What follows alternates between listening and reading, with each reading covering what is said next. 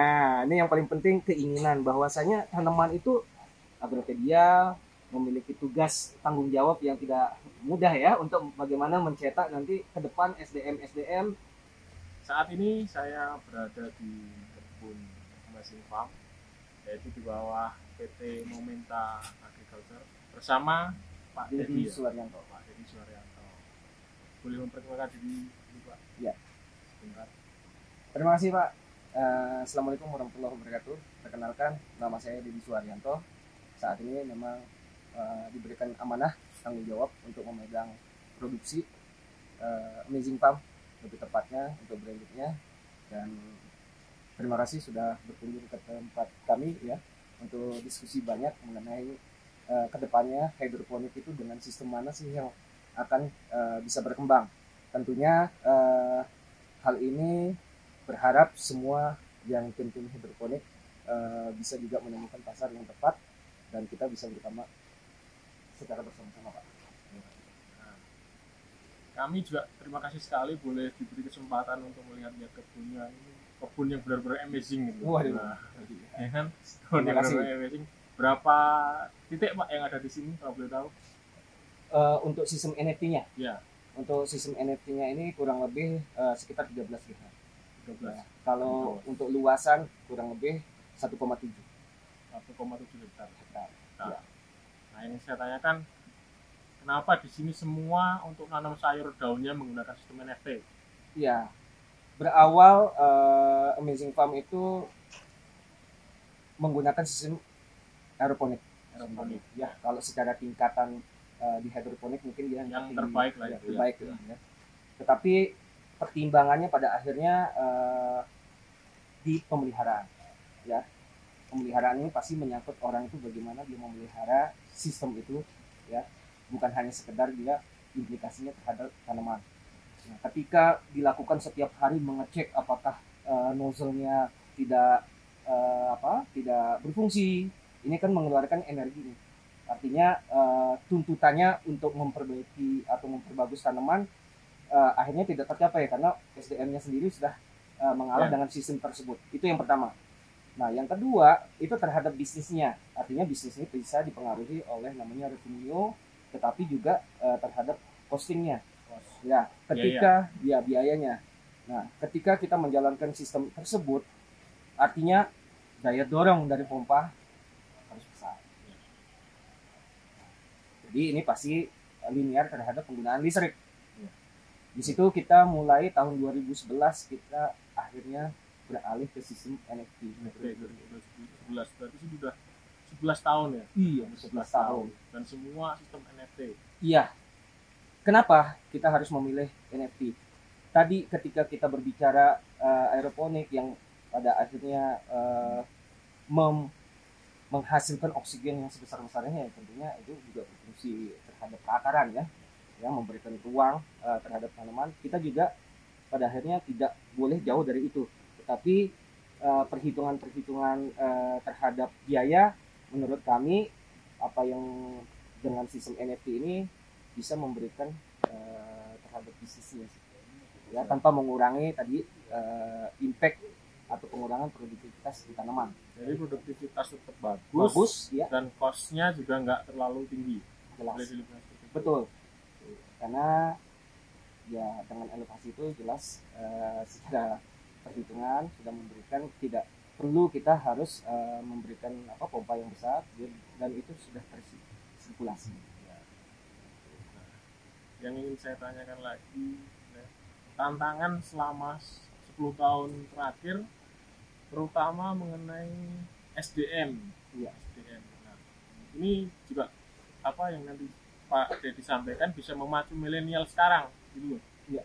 Untuk mau bertani juga untuk menjadi SDM yang kompeten nantinya itu seperti apa gitu yang diinginkan oleh pekebun. Karena ini di hidroponik sendiri masih sangat jarang ya kita mendapatkan SDM yang mumpuni gitu loh. Ya.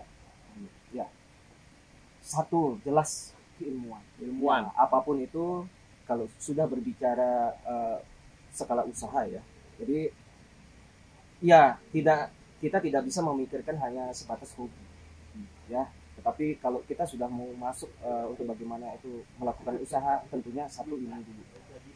Nah, ilmu tidak cukup kalau tidak dibarengi dengan attitude juga, kejujuran ya. Jadi ketika kalau saya mungkin yang terbiasa bukan orang yang sebagai yang punya ya, artinya saya anggap sebagai pelaksana lah ya.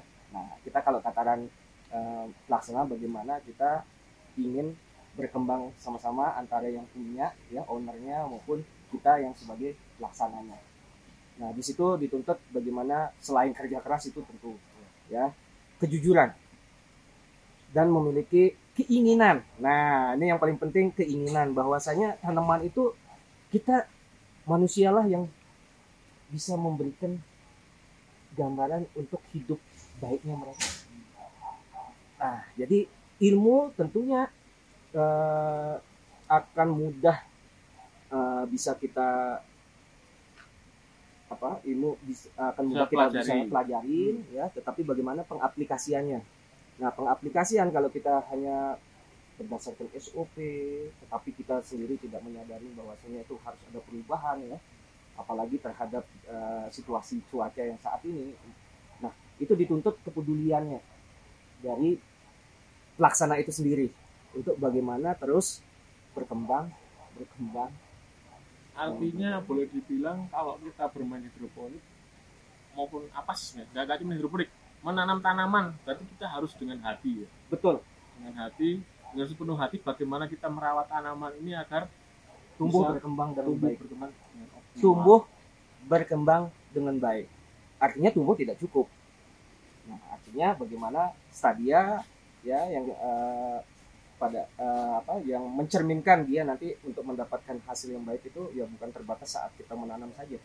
Ya, berarti bagaimana mempelajari tanaman untuk dia bisa mendapatkan bobot, ya, mendapatkan kualitasnya, dan juga ketika itu sudah masuk manajemen, bagaimana ini bisa dijalankan dengan kontinuitas. Jadi tidak terbatas saat ini kita tanam panen dan besoknya tidak melakukan lagi penanaman. Di video singkat ini saya ingin tanyakan satu aja, yaitu seperti Bapak pernah katakan kemarin, pasti di dalam ketidakpastian. Nah, ini merupakan pesan buat para petani hidroponik atau orang yang punya duit tapi pengen berhidroponik dalam skala industri gitu. Nah, itu apa sebenarnya? Pasti di dalam ketidakpastian, karena kita sama merasakannya gitu. Iya, jadi begini. Secara ekspektasi orang itu ingin apa yang dihitung itu sudah jelas akan sesuai dengan perhitungan itu. Sesuai hitungan matematis ya? Iya, hitungan matematis. Pastinya itu pasti di atas kertas yang saya maksudin nih Pak ya. Jadi ketika kita sudah berbicara perhitungan, ya menghitung ini nanti ketemu satu berapa gram? Ya, gitu, kurang lebih kalikan sekian titik. Sekian ribu. Pada kenyataannya tidak seperti itu. Dan malah lebih menyakitkan ya. Artinya apa yang kita hitung di atas kertas itu kebanyakan bukannya meningkat, tapi cenderungnya menurun. Nah, ini yang disebutnya ketidakpastian. Ketidakpastian kalau tidak tuntutannya terhadap ilmu dan bagaimana untuk berusaha membenahi ya, memperbaiki. Jadi jika problem itu pasti bisa kita identifikasi terus segera untuk koreksi dan actionnya. Ya, ini mungkin perjalanan saya implementasi untuk yang di lapangan. Ya, ketika kita melihat problem itu bukan kita harus takut ya, tapi bagaimana kita di sana diminta untuk belajar untuk terus memperbaiki ya, dan untuk menghasilkan produk yang optimal. Betul. Oke, saya kira untuk video kali ini kita cukupkan dulu ya, nanti karena terlalu banyak yang kita videokan nanti nggak selesai. Tapi saya juga bersyukur 2 hari boleh kesini tiap hari. Sebenarnya teman-teman sehari, cuman Pak Deddy ngomong aja kesini lagi. Wah, iya. Jadi ceritanya makin panjang. Jadi kalau kita lihat di kebun ini banyak cerita yang memang sangat amazing gitu loh. Jadi kami terima kasih sekali boleh berkunjung di sini. Sama-sama. Nah, ya nanti semoga juga ke depan kita bisa tetap diskusi mengenai hidroponik, mau kita bawa kemana ke depannya. Ya, harapannya tentunya dengan eksistensinya Agropedia ya, Nusantara, kita sangat berharap kemajuan hidroponik ke depan yang lebih baik dibanding hari ini. Baik tentunya terhadap teknis produksi ya, maupun outputnya nanti. Nah, ketika semua mengarah ke arah yang lebih baik, pasar itu sudah jelas akan menurun. Hari ini kita mungkin berbicara pasar susah ya, karena kembali kita pun belum bisa mengukur produksi itu dengan baik untuk menghasilkan karya yang baik. Nah, tentunya Agropedia memiliki tugas tanggung jawab yang tidak mudah ya, untuk bagaimana mencetak nanti ke depan SDM yang bukan sekedar memiliki keilmuan ya, tetapi juga bisa memanage tanaman maupun SDM itu dengan baik. Nah, belum berakhir nih. Berarti boleh dong nanti kalau ada dari lulusan kami pengen magang di sini gitu. Silakan, kami belajar terbuka di tempat yang benar-benar amazing gitu. ya. Kami terbuka karena saat ini yang berjalan memang dari